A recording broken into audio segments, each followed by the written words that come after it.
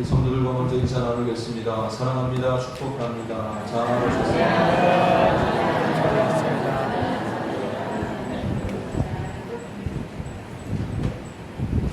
새벽과 아침엔 비가 좀 많이 내렸는데 좋은 날씨로 허락하시고 때에 따라 좋은 비로 허락하시는 하나님께 감사와 영광을 돌립니다.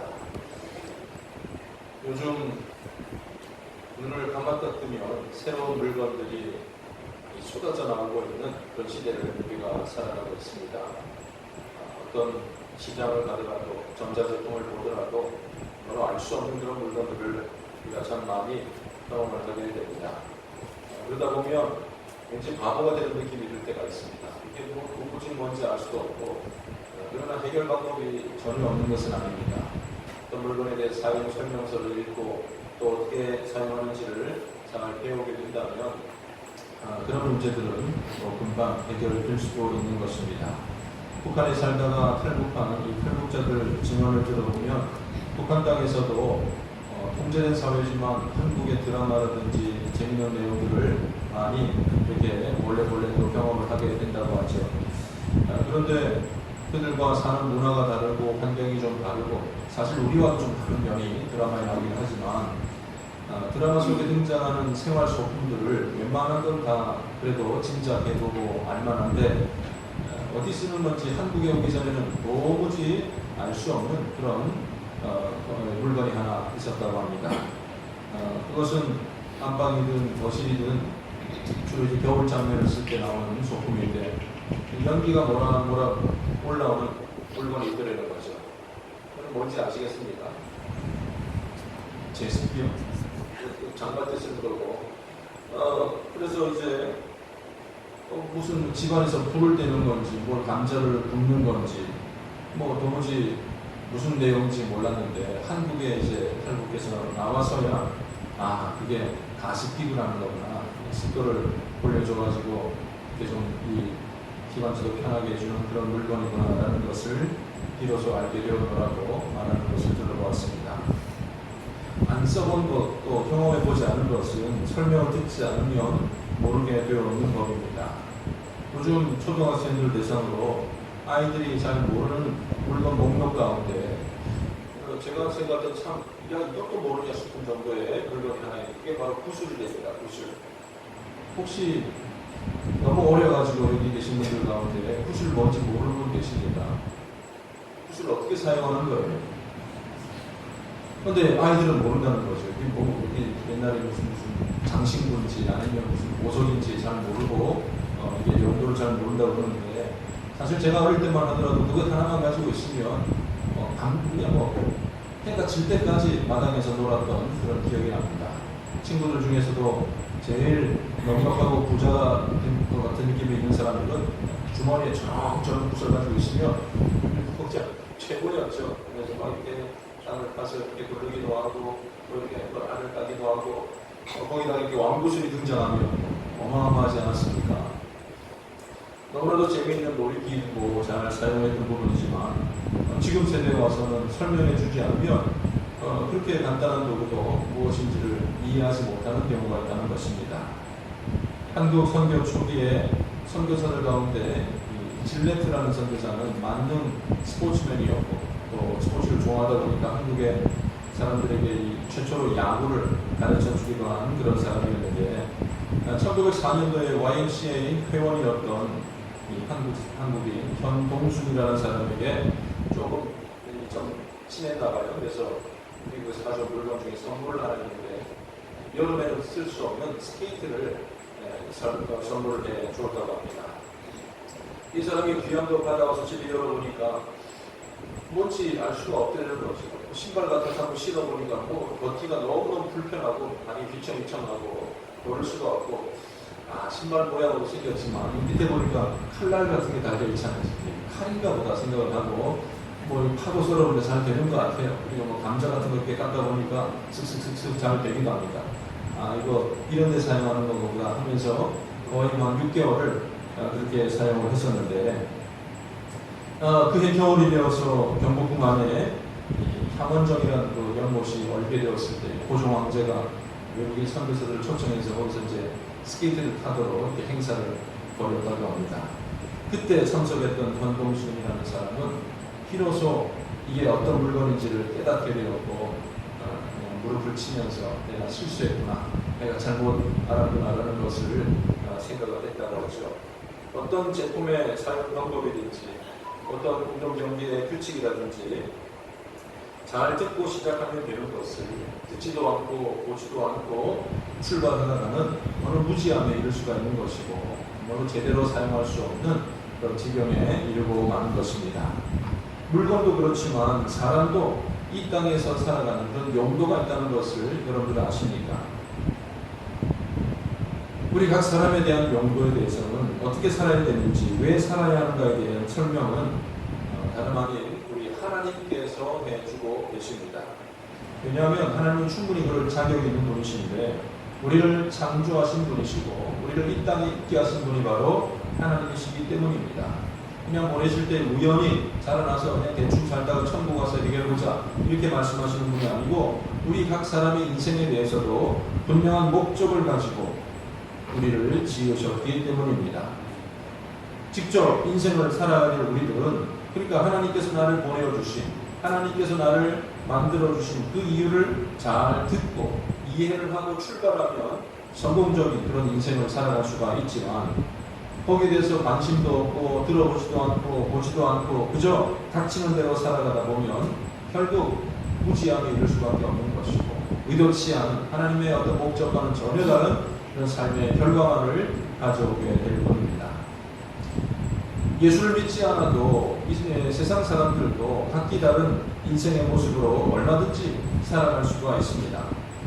그러나 그 인생의 목적한 바를 알지 못하고 진정한 그 목적대로 살지 못하는 인생은 마치 스케이트날로 감자나 깎고 야채나 다지는 그런 것과 같은 모습일 수밖에 없는 것이죠. 우리가 이 세상 살면서 잘 살고 못 살고는 하나님의 말씀을 잘 듣고 출발하느냐 듣지 않느냐에 간격이 있다고 볼 수가 있는 것입니다. 오늘 읽은 본문의 말씀은 이스라엘아 들으라 라는 아주 강렬한 외침으로 시작하고 있습니다.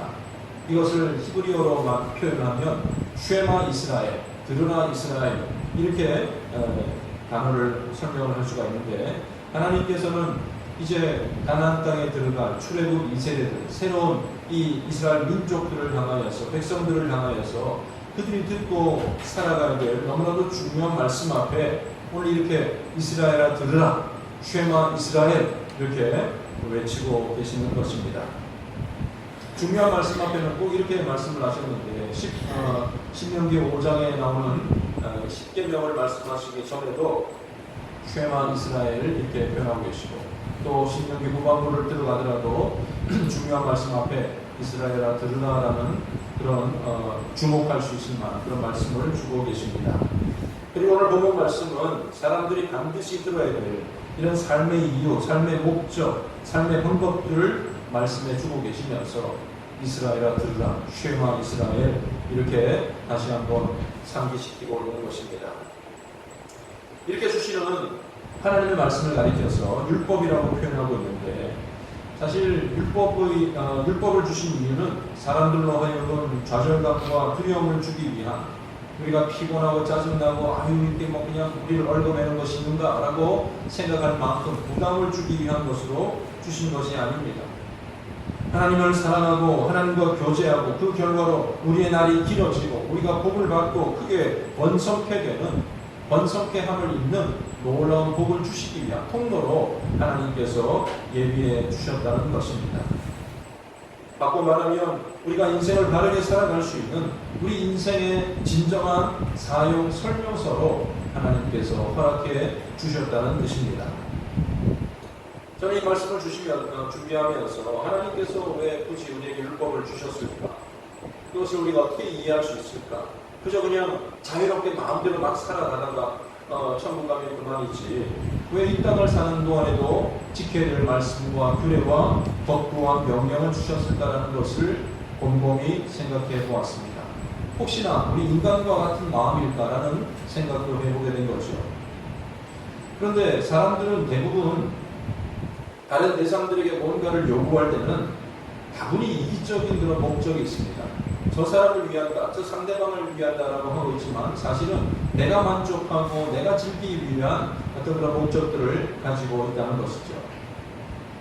사람이 아닌 요즘 이 한국에도 애견 인구가 1000만이 넘는다고 하고 있는데 강아지들을 키우는 사람들을 보면 그저 그냥 밥이나 주고 이렇게 하는 게 아니에요. 강아지와 소통을 하고 강아지가 행복하고 즐겁게 하기 위해서 어떤 이 언어의 소통을 자꾸만 이렇게 개발하고 있습니다. 그래서 먹이를 주면서도 그냥 던져주는 것이 아니라 기다려, 일단 기다리게 해요.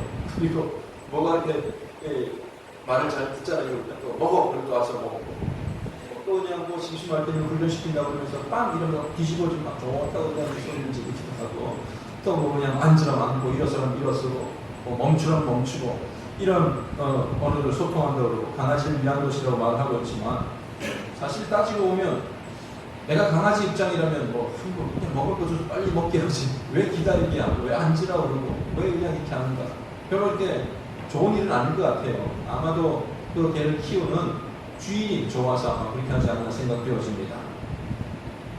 자녀들을 키우는 부모들도 이기적일 때가 많이 있습니다.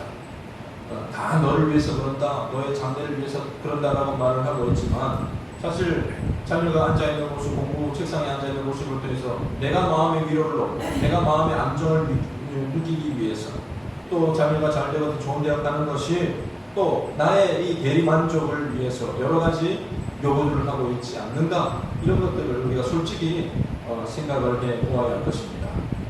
그런데 인간들은 그러할지인데 우리 하나님은 결코 그런 분이 아니라는 말씀입니다. 율법의 선을 그어놓은 대로 어떤 그런 설계도를 그어낸 대로 졸졸졸졸 따라하고 순종하고 멈추고 이렇게 일어서는 인간의 모습을 즐거워하기로 그것을 목적으로 삼으셨다면 창조할 때부터 애초에 우리에게 자유의지라는 것은 다 없애버리고 순종하는 인간으로 만드셨으면 되는 것 아니겠습니까? 일사불란하게 움직이고 또 순종하는 모습을 즐기기로 하셨다면 좀 더 두려운 채찍을 가하실 수도 있었을 것입니다. 이렇게 사람들은 이기적인 목적을 가지고 요구사항을 상대방에게 전달을 하지만 하나님께서는 순전히 우리를 위하여서 인간을 위하여서 율법을 허락하셨다는 말씀입니다. 그대로 우리가 지켜나가게 될 때에 거기에 우리의 참된 안정이 보장되고 거룩함을 유지할 수가 있고 참되고 가치 있는 삶을 살아갈 수 있기 때문에 하나님은 율법을 주셨습니다. 우리를 위해서 주셨다는 말씀입니다. 신명기 10장 13절 말씀 보면 내가 오늘 내 행복을 위하여 명하는 명령과 규례를 지킬 것이다. 너의 행복을 위해 나의 행복을 위해서 명령을 지키고 규례를 지켜라. 좋다 이런 뜻이 아니라 너의 행복을 위해서 우리의 행복을 위해서 하나님께서는 율법을 제정하시고 말씀을 우리에게 주셨다는 것입니다. 개와 사람은 본질적으로 다릅니다. 우리는 하나님의 형상대로 지음받았고 전능하신 하나님과 인격적인 관계를 유지할 수 있는 그런 영적인 존재들입니다. 그 한 가지 율법을 지키고 그 율법을 통해서 하나님과의 풍성한 관계까지 발전시켜 나갈 수 있는 그런 존재들이라는 것이죠. 그것을 아시기에 우리에게 율법을 주시고 우리가 지켜야 되는 규범들을 허락하셨다는 말씀입니다. 그렇기 때문에 하나님의 목적을 아신다면 아까 말한 대로 쉐마 하나님의 말씀을 잘 들어야 할 것입니다.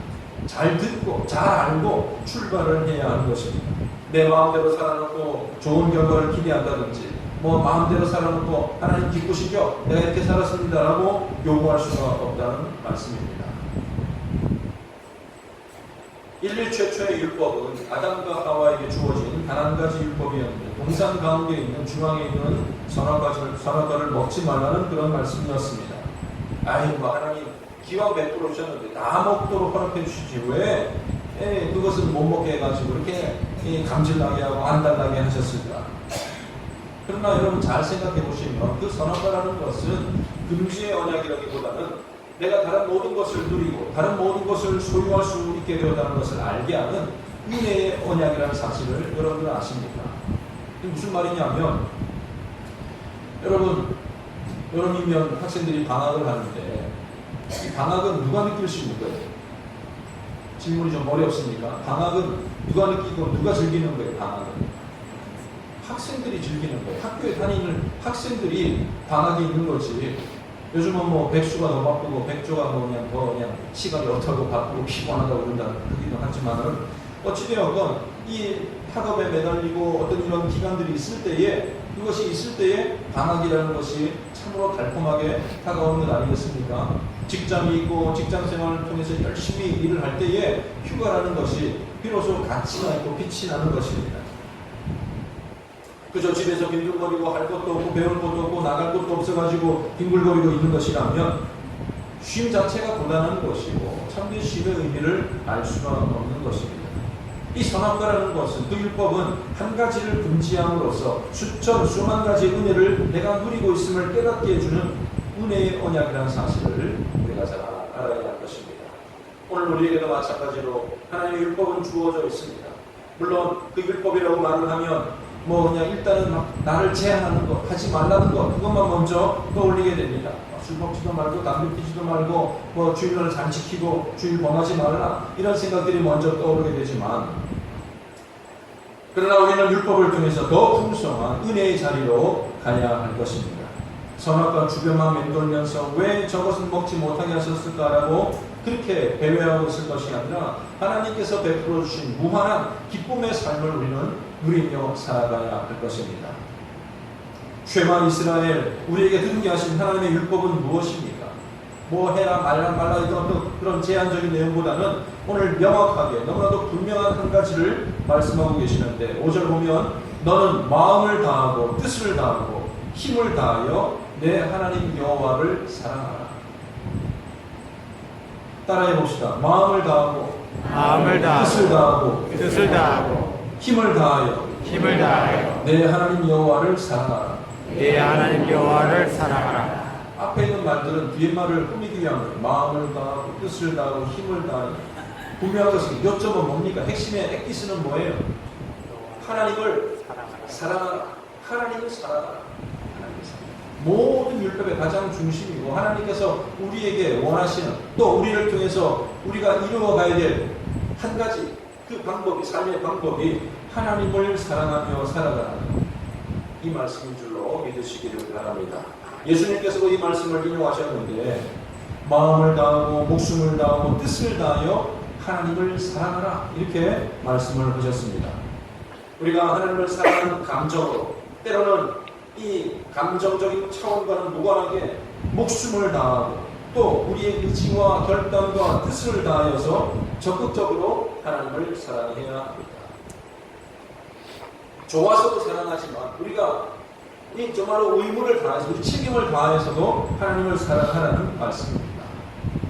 왜냐하면 하나님은 불변하십니다. 하나님이 우리를 향한 사랑, 하나님의 어떤 그런 모습은 영원 전부터 영원까지 변함이 없으신데 우리의 감정이 달라질 수가 있는 거죠. 우리의 마음이 하나님이 좋았다가 싫었다가 할 수도 있기 때문에 때로는 우리의 뜻을 다하여서 목숨을 다하여서 하나님을 사랑하라라고 요구하고 있는 것입니다.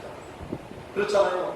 우리가 참 단사한지라 삶이 평온하고 기쁨이 넘치고 사업도 잘 되고 건강할 때는 하나님 사랑한다고 하면 하트도 보내기도 하고 기쁨이 좀 뿅뿅 날리기도 하지만은 어려움이나 시련이 닥쳐오고 고난이 닥쳐오게 될 때는 하나님 이럴 수가 있냐고 그러면서 표정이 달라지고 또 냉랭해지는 사람들이 있습니다.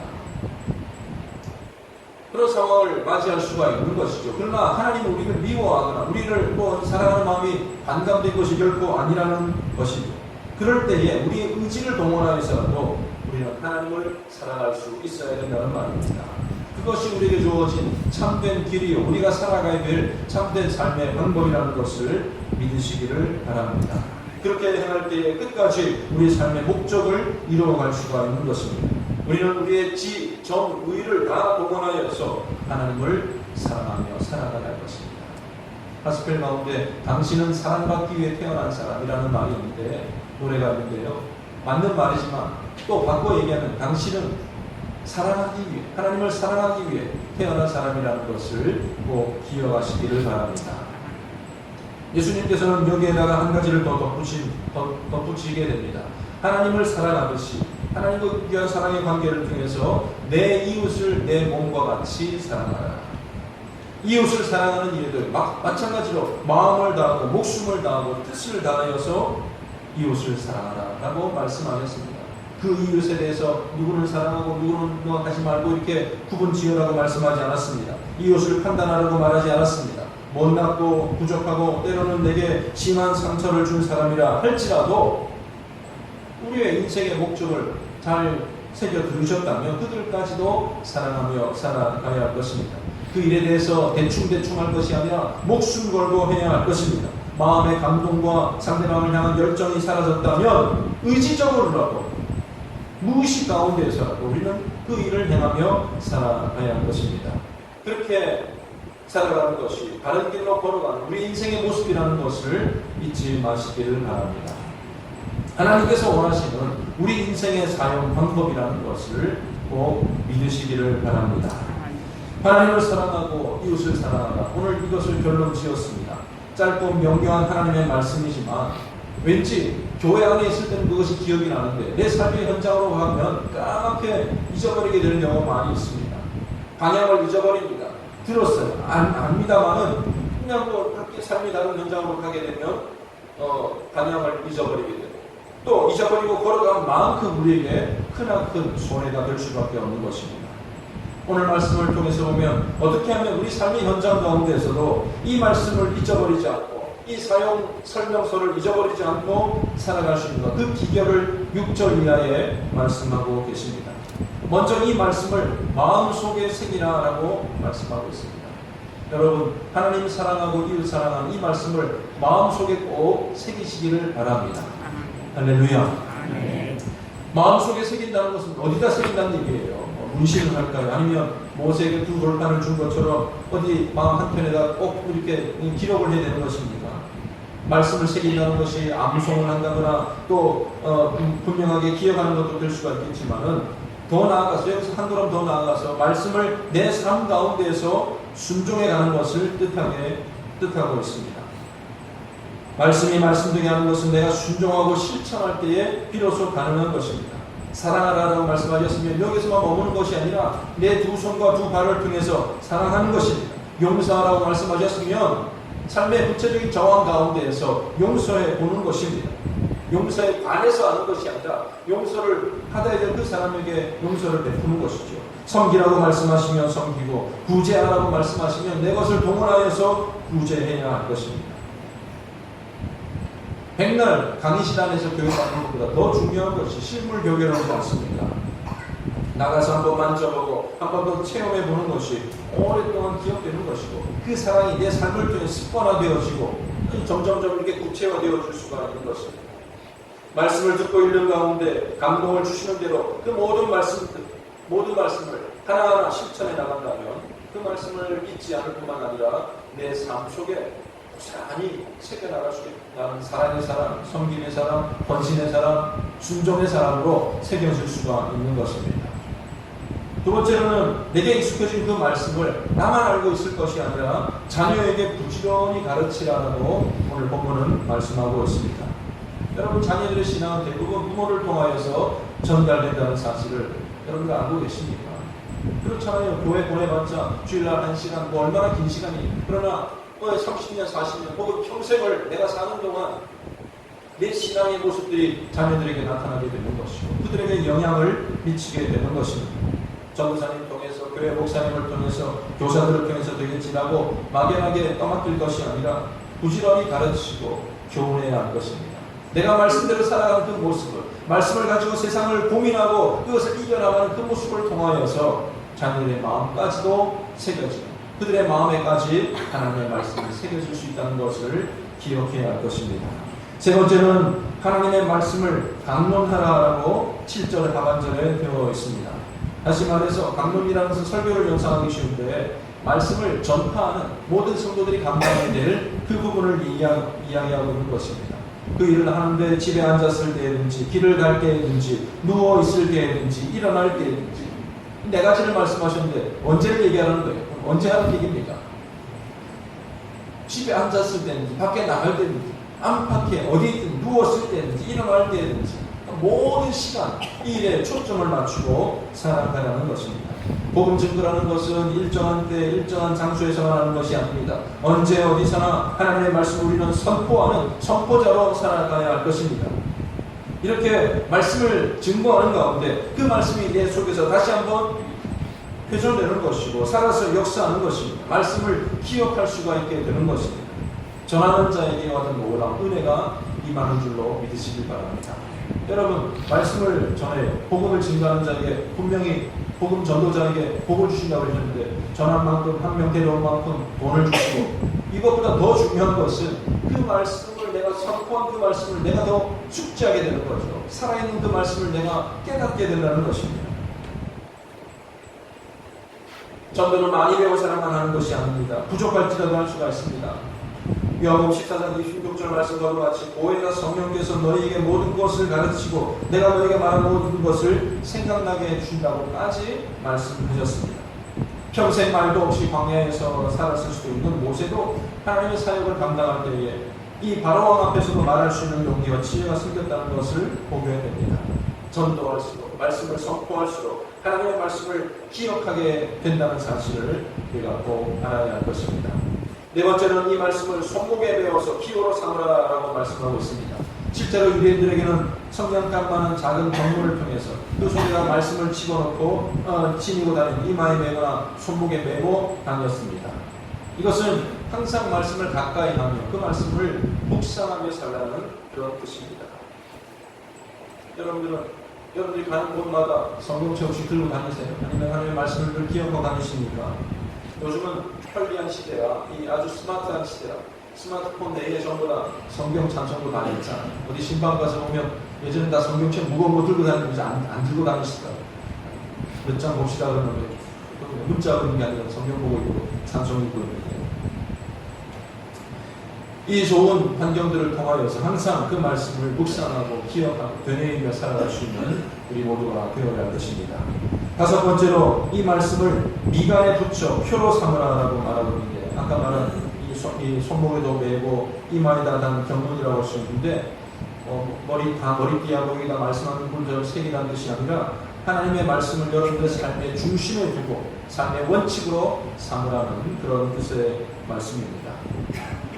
여러분들은 성경 66권 하나님의 말씀이 있지만 꼭 붙잡고 확실하게 붙잡고 살아가는 어떤 그런 말씀들이 있지 않습니까? 여러분들 가정에 통해서, 여러분 삶을 통해서. 세상 사람들도 가훈 같은 거 이렇게 정해놓고 살더라고요. 요즘은 좀 우스운 가훈들도 있는데 주식은 하지 말자, 보증을 서지 말자, 이걸 가훈으로 두고 사는 사람들은 아마 크게 실패해서 그런 거라고 생각되어지기도 합니다. 어떤 사람은 그냥 실제적으로 밥은 먹고 살자 이렇게 주장하기도 하고, 가늘고 길게 살자, 어떤 의미인지는 모르겠지만 우리 이 믿음의 가정들 기업체를 하더라도 이 액자에다가 내 시작은 미약하였으나 나중은 장대하리라 이런 구절도 걸어놓기도 하고, 여호와는 나의 목자신에게 부족함이 없다라는 말씀을 주기도 합니다. 여러분, 여러 가지 말씀을 통해서 은혜를 받고 우리가 마음에 감동을 느끼게 되겠지만은, 한 가지 오늘 주신 말씀, 하나님을 사랑하고 이웃을 사랑하는 이 말씀이 우리 모두의 삶의 기본이 되고 원칙이 되고 목표와 목적이 될 수 있기를 주님의 이름으로 간절히 부탁을 드립니다. 아멘. 마지막으로 그 말씀을 내 집 문설주와 바깥문에 기록하라고 말씀하셨습니다. 이것은 비밀스러운 그런 목적이 아니라 하나님의 말씀이 내 생활 속에서 내가 집 밖에 있든지 집에 들어오든지 항상 적용될 수 있도록 그렇게 두라는 말씀 아니겠습니까? 하나님의 말씀은, 성경 말씀은 주일날만 듣고 있는 것이 아닙니다. 삶 가운데서, 삶의 자리에서 적용하고 그대로 살아보는 것입니다. 말씀이 내 삶에서 역사하실 수 있도록 구체적으로 적용해보고 실천하게 될 때 우리는 끝까지 하나님의 뜻을 잘 기억하는, 하나님께서 원하시는 위한 자리에 나아갈 수 있는 주의 백성들이 될 줄로 분명히 믿습니다. 에스겔서에 보면 하나님의 묵시가 없다, 말씀이 끊어졌다라고 한탄하는 사람들의 목소리를 들을 수가 있습니다. 그러나 하나님께서는 그들에게 말씀하십니다. 나의 말이 하나도 다시 더디지 아니할 것이요 다 이루어지리라. 하나님의 말씀은 그 선지자 시대에나 이스라엘 사람들에게나 예나 지금에나 늘 계속하여서 우리 곁에 와 있습니다. 문제는 내가 그 말씀에 집중하느냐, 그 말씀을 내 삶의 가장 가운데 내려다 놓고 앞에다 놓고 그 삶에 적용하고 실천하느냐에 달려 있다는 것입니다. 우리 인생을 복되게 하시는 하나님의 말씀, 옳은 길로 인도하고 삶의 진정한 목적을 이루어가게 하시는 하나님의 말씀을 늘 기억하며 삶의 가장 중심에 두고 살아갈 수 있는 믿음의 사람들 다 되시기를 바랍니다. 그 말씀에 순종하는 가운데 주시는 하나님의 놀라운 복을 날마다 누리며 살아갈 수 있는 저와 여러분 모두가 되시고 여러분의 가정이 되시고 우리 대원교회가 될 수 있기를 주님의 이름으로 간절히 축원합니다. 기도하겠습니다.